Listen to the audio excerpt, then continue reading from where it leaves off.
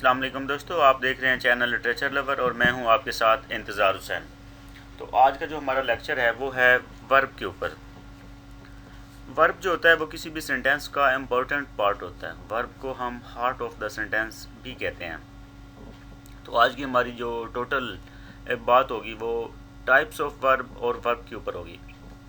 तो lecture start करने से पहले अगर आपने मेरा चैनल सब्सक्राइब नहीं किया तो आप इसको सब्सक्राइब कर लें, ताकि आपको हमारी नोटिफिकेशन जो हैं वो टाइम के साथ साथ मिलते रहें। जब भी कोई वीडियो अपलोड हो तो आप तक नोटिफिकेशन पहुंच जाए।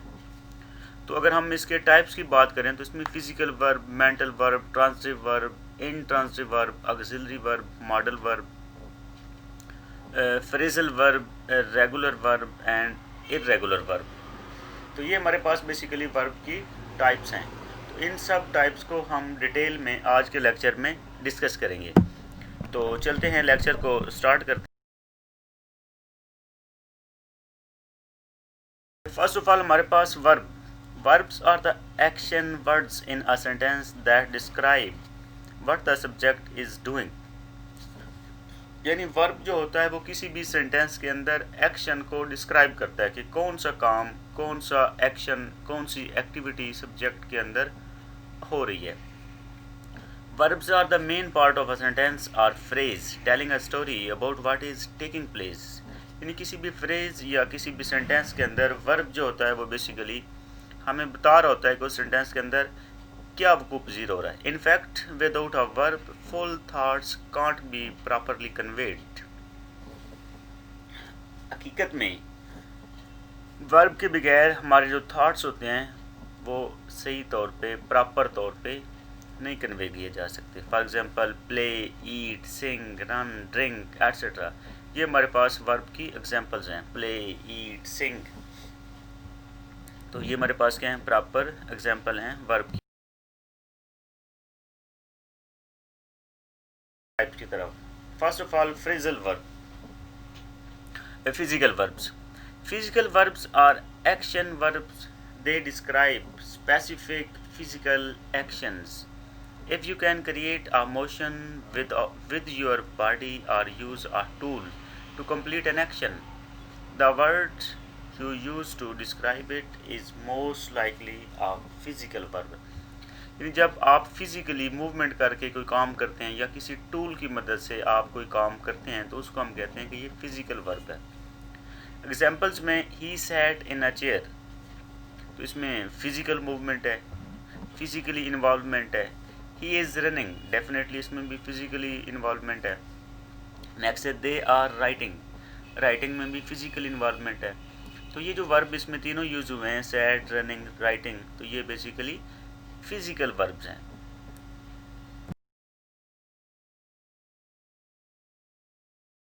नेक्स्ट टाइप हमारे पास है मेंटल वर्ब्स।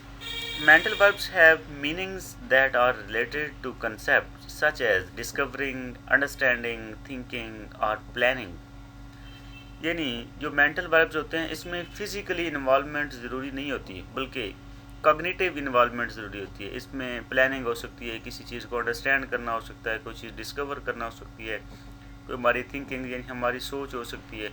इसमें फिजिकल इन्वॉल्वमेंट ज़रूरी नहीं है बल्कि मेंटल इन्वॉल्वमेंट है, इस वजह से इसको मेंटल वर्ब्स कहते हैं। In general a mental verb refers to a cognitive state, यानी किसी भी मेंटल स्टेट को शो कर रहा होता है। एग्जाम्पल्स की बात की जाए, ही प्रेजेज नेचुरल ब्यूटी, प्रेजेज, अब प्रेजेज में कोई फिजिकल इन्वॉल्वमेंट नहीं है बल्कि मेंटल इन्वॉल्वमेंट है।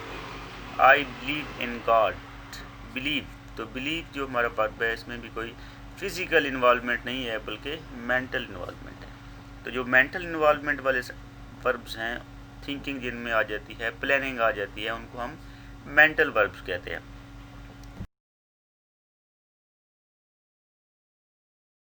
वो है ट्रांजिटिव वर्ब्स। तो ये जो दो टाइप्स हैं इस पे बहुत ज़्यादा कन्फ्यूजन क्रिएट होती है और ये अक्सर पूछे भी जाते हैं कि ट्रांजिटिव वर्ब और इनट्रांजिटिव वर्ब में क्या डिफरेंस होता है। तो यहाँ पे हम ट्रांजिटिव वर्ब करते हैं और होप सो नेक्स्ट स्लाइड जो हमारी है वो इनट्रांजिटिव की होगी। A transitive verb expresses an action directed towards a person, place or thing. The action expressed by a transitive verb passes from the doer or the subject to the receiver of the action. Words that receive the action of a transitive verb are called objects. यानी जो transitive verb होता है इसमें कोई भी काम, कोई भी एक्टिविटी, उसमें एक प्रॉपर सब्जेक्ट होता है जो कि काम करने वाला होता है, डूअर होता है, और एक प्रॉपर ऑब्जेक्ट होता है जो कि उसका रिसीवर होता है।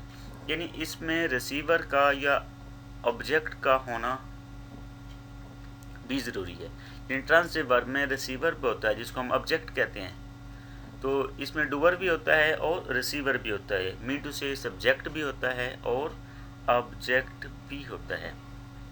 एग्जाम्पल देखते हैं। The teacher made the question paper, तो इसमें क्वेश्चन पेपर भी है, यानी हमारे पास सब्जेक्ट भी है और टीचर सब्जेक्ट भी है। शी प्लेज क्रिकेट, इसमें शी सब्जेक्ट भी है और ऑब्जेक्ट क्रिकेट भी है। The teacher praise the pupil, इसमें टीचर हमारे पास सब्जेक्ट है और पपिल ये हमारे पास ऑब्जेक्ट है। I like English, I subject and next English is object. यानी ट्रांजिटिव वर्ब्स के अंदर सब्जेक्ट भी प्रॉपर मौजूद है और ऑब्जेक्ट भी मौजूद है। तो अगर ऑब्जेक्ट हमारे पास सेंटेंस के अंदर मौजूद हो तो उस सेंटेंस को हम कहते हैं कि वो ट्रांजिटिव वर्ब है। यानी उस वर्ब को ट्रांजिटिव वर्ब कहते हैं जिसमें बाकायदा रिसीवर या ऑब्जेक्ट मौजूद हो। नेक्स्ट हमारे पास है intransitive verbs. A verb which does not need an object to make complete sense is called an intransitive verb. यानी जिस सेंटेंस के अंदर कंप्लीट सेंस देने के लिए ऑब्जेक्ट की ज़रूरत ना हो उसको इंट्रांसिटिव वर्ब्स कहते हैं। An intransitive verb expresses action or tells something about the subject without the action passing to a receiver or object. यानी इसमें जो सेंस है वो वैसे ही क्लियर हो जाती है, उसमें ऑब्जेक्ट की ज़रूरत नहीं होती, उसमें रिसीवर की ज़रूरत नहीं होती, जस्ट वो वर्ब और सब्जेक्ट मिल के पूरी सेंस क्लियर कर देते हैं। She looks very beautiful, she looks जो है ये बेसिकली इंट्रांजिटिव वर्ब है। The ship sank rapidly, sank जो है ये भी इंट्रांजिटिव वर्ब है। The wind blew strongly, blew ये भी इंट्रांजिटिव वर्ब है। तो उसके बाद है some interesting grammar facts about verbs. To determine if a verb is transitive ask yourself who और what after the verb. If you can find an answer in the sentence the verb is transitive. यानी अगर आपको sentence के अंदर who और what का answer मिल जाए तो इसका मतलब होता है कि सेंटेंस आपका ट्रांजिटिव है, अदरवाइज इंट्रांजिटिव है।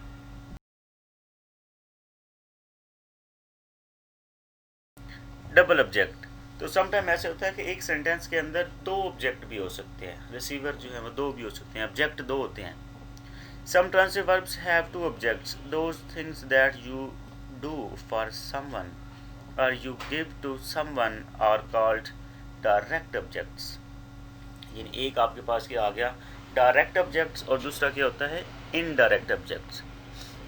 डायरेक्ट ऑब्जेक्ट्स आपने क्या अंडरस्टैंड किया, those things that you do for someone or you give to someone are called direct objects. The person who received the things is called indirect object. जो चीज़ आप आगे move कर रहे होते हैं, किसी को दे रहे होते हैं, वो डायरेक्ट ऑब्जेक्ट है और जो रिसीव कर रहा होता है वो इनडायरेक्ट ऑब्जेक्ट है। इसकी एग्जांपल्स हमारे पास हैं। they sell him the tickets in this sentence। इस सेंटेंस को अगर आप गौर से देखें, the tickets are direct objects. क्या दिया जा रहा है टिकट्स, तो वो क्या है डायरेक्ट ऑब्जेक्ट्स हैं और वो किस को दी जा रही हैं हिम को, तो हिम जो है वो इनडायरेक्ट ऑब्जेक्ट है। ये जो चीज़ आप प्रोवाइड कर रहे होते हैं वो डायरेक्ट ऑब्जेक्ट होता है और वो किस को प्रोवाइड कर रहे होते हैं उसको हम इनडायरेक्ट ऑब्जेक्ट कहते हैं। Mary baked her mother a cake. In this sentence cake is the direct object, यानी क्या बनाया जा रहा है, मैरी ने क्या बेक किया है, क्या बनाया है केक। तो जो केक है वो डायरेक्ट ऑब्जेक्ट है और किसके लिए बनाया है हर मदर के लिए, तो हर मदर जो है वो इनडायरेक्ट ऑब्जेक्ट है। यानी अगर दो ऑब्जेक्ट मौजूद हों तो उसमें से एक डायरेक्ट ऑब्जेक्ट होता है, एक इनडायरेक्ट ऑब्जेक्ट होता है। जो डायरेक्ट ऑब्जेक्ट होता है वो चीज़ होती है जो आप काम कर रहे होते हैं या आगे कन्वे कर रहे होते हैं, उसको डायरेक्ट ऑब्जेक्ट कहते हैं। किसको कर रहे हैं या किसके लिए कर रहे हैं उसको हम इनडायरेक्ट ऑब्जेक्ट कहते हैं। हमारे पास auxiliary verbs. Auxiliary verbs are also known as helping verbs. Auxiliary verbs को हम हेल्पिंग वर्ब्स भी कहते हैं and are used together with a main verb to show the verbs tense और टू फॉर्म अ क्वेश्चन और negative. यानी auxiliary verbs या helping verbs को हम एक सेंटेंस के में मेन वर्ब के साथ यूज़ करते हैं और ये उसका टेंस शो करता है कि उसका टेंस कौन सा है, और समटाइम्स सेंटेंस को नेगेटिव या क्वेश्चन बनाने के भी काम आता है। These auxiliary verbs give some context to the main verb. For example, letting the reader know when the action took place. तो ये बताता है कि एक्शन जो है वो कब वकूफ़ पजीर हुआ, कब एक्शन हुआ था। Can, could, may, might, will, would, shall, should, do, did, etcetera ये सारे के सारे ऑक्सिलरी वर्ब्स हैं और इनको हम अदर वर्ड्स में हेल्पिंग वर्ब्स भी। Modal verbs. Modal verbs are auxiliary verbs that are used to express abilities, possibilities, permissions, and obligations. For example, can, must, may, should, would, etc. यानी ये वाले जो मॉडल वर्ब्स हैं ये basically auxiliary verbs ही होते हैं, लेकिन ये एबिलिटी को, पॉसिबिलिटी को या परमिशन और ऑब्लिगेशन को शो करते हैं। अगर ये एबिलिटी, पॉसिबिलिटी या परमिशन, ऑब्लिगेशन को शो करें तो उसको हम मॉडल वर्ब कहते हैं, अदरवाइज वही ऑक्सिलरी वर्ब्स होते हैं या हेल्पिंग वर्ब्स होते हैं। The auxiliary verbs can be expressing ability, suggesting that shooting a 3-point shot is a skill the subject possesses.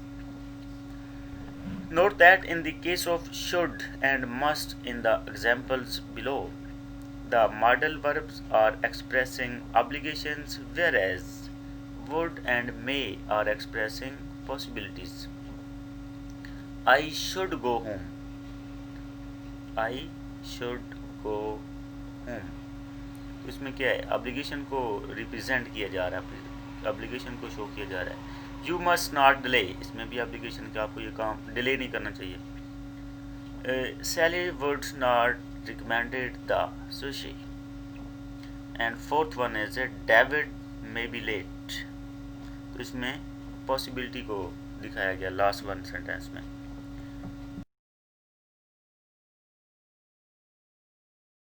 Next type हमारे पास है mental verbs. Mental verbs have meanings that are related to concepts such as discovering, understanding, thinking or planning. यानी जो mental verbs होते हैं इसमें physically involvement ज़रूरी नहीं होती बल्कि कॉग्निटिव इन्वॉल्वमेंट ज़रूरी होती है। इसमें प्लानिंग हो सकती है, किसी चीज़ को अंडरस्टैंड करना हो सकता है, कोई चीज़ डिस्कवर करना हो सकती है, कोई हमारी थिंकिंग यानी हमारी सोच हो सकती है। इसमें फ़िज़िकल इन्वॉल्वमेंट ज़रूरी नहीं है बल्कि मेंटल इन्वॉल्वमेंट है, इस वजह से इसको मेंटल वर्ब्स कहते हैं। In general a mental verb refers to a cognitive state, यानी किसी भी मेंटल स्टेट को शो कर रहा होता है। एग्जाम्पल्स की बात की जाए, ही प्रेजेज नेचुरल ब्यूटी। प्रेजेज, अब प्रेजेज में कोई फिजिकल इन्वॉल्वमेंट नहीं है बल्कि मेंटल इन्वॉल्वमेंट है। I believe in God. Believe, तो बिलीव जो हमारा वर्ब है इसमें भी कोई फिजिकल इन्वॉल्वमेंट नहीं है बल्कि मेंटल इन्वॉल्वमेंट है। तो जो मेंटल इन्वॉल्वमेंट वाले वर्ब्स हैं, थिंकिंग जिनमें आ जाती है, प्लानिंग आ जाती है, उनको हम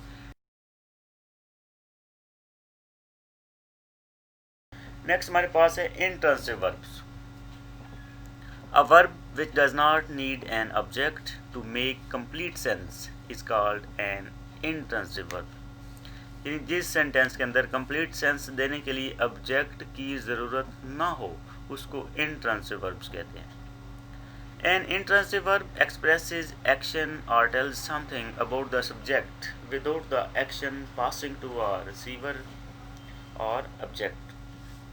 यानी इसमें जो सेंस है वो वैसे ही क्लियर हो जाती है, उसमें ऑब्जेक्ट की ज़रूरत नहीं होती, उसमें रिसीवर की ज़रूरत नहीं होती, जस्ट वो वर्ब और सब्जेक्ट मिल के पूरी सेंस क्लियर कर देते हैं।